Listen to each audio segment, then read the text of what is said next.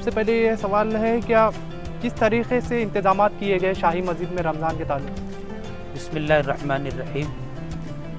سبھی مسلمان بھائیوں کو میری طرف سے رمضان مبارک آمد کی مبارکباد دے رہا ہوں۔ اللہ تعالیٰ سے دعا کرتا ہوں کہ اللہ تبارک و تعالیٰ اس مبارک مہینے کے ہم سب کو پورے طریقے سے قدردانی کرنے کی توفیق عطا فرمائے، اس کے ایک ایک لمحے کو اللہ تعالیٰ ہم سب کو قیمتی بنانے کی توفیق عطا فرمائے۔ الحمدللہ تقریباً شاہی مسجد کے اندر 15 سال کے قریب ہو چکے ہیں۔ ہر سال اس مسجد کے اندر 3 پارے تراویح کے اندر سنائے جاتے ہیں، اور ہمارا اپنا سسٹم اور نظم یہ ہے کہ ہم نے اس مسجد کے اندر جب بھی 3 پارے کی تراویح کا نظم کیا ہے، کوشش اس بات کی ہے کہ اس طریقے سے حفاظ کرام قرآن کریم پڑھے جس طریقے سے 1 پارے کی تراویح یا 1.25 پارے کی تراویح میں حافظ قرآن تراویح پڑھاتا ہے۔ اس لیے ہم نے اس چیز کو خاص طور سے ملحوظ رکھا ہے کہ قرآن کریم صحت کے ساتھ، تجوید کے ساتھ، پورے حقوق کے ساتھ قرآن کریم کو پڑھا جائے۔ اس لیے ہم قرآن کریم کی تراویح میں سنانے سے پہلے ہمارے پاس انتظامی کمیٹی نے یہ سسٹم اور نظام بنایا ہے کہ ہر سال جو ہے ان حفاظ کا پہلے مسابقہ ہوتا ہے، یعنی امتحان کی ایک شکل ہوتی ہے۔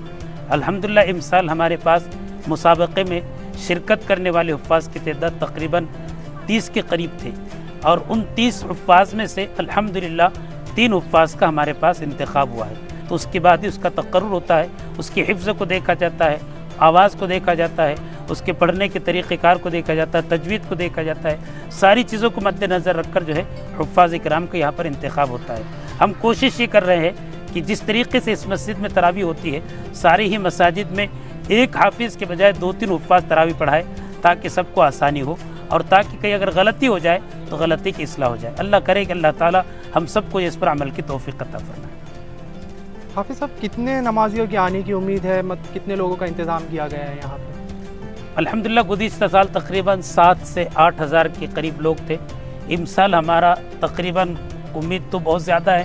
گزشتہ سال بھی تقریباً 1001 لوگ جو ہے جگہ نہ ہونے کی وجہ سے واپس چلے گئے تھے۔ اس سال تھوڑی اور جگہ کا ہم نے اضافہ کیا ہے۔ کوشش یہ ہوگی کہ جتنے لوگ آئے وہ واپس نہ جائے۔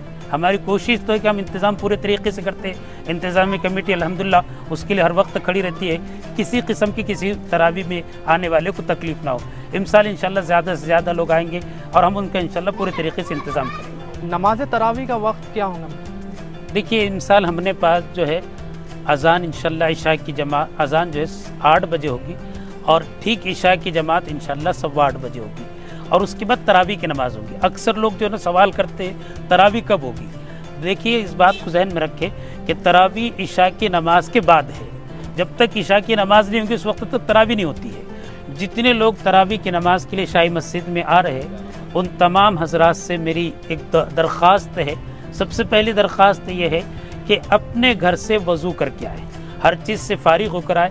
کوشش یہ کرے کہ ہم اپنے گھر سے جو ہر چیز سے فارغ ہو کر وضو کر کے آئے، اور اگر ساتھ میں جو ہے اپنا ایک مصلی بھی لے کر آ جائے تو بہت آسانی ہوگی، تاکہ جہاں بھی جگہ ملے آسانی سے ہم نماز پڑھ سکیں۔ اسی طریقے سے جب مسجد آ رہے ہیں تو اس بات کا خاص طور سے نوجوان خاص طور سے اس کا خیال رکھے کہ 2 ویلر پہ آ رہے ہیں تو 2 ہی لوگ آئے، 3 لوگ سوار ہو کر نہ آئے۔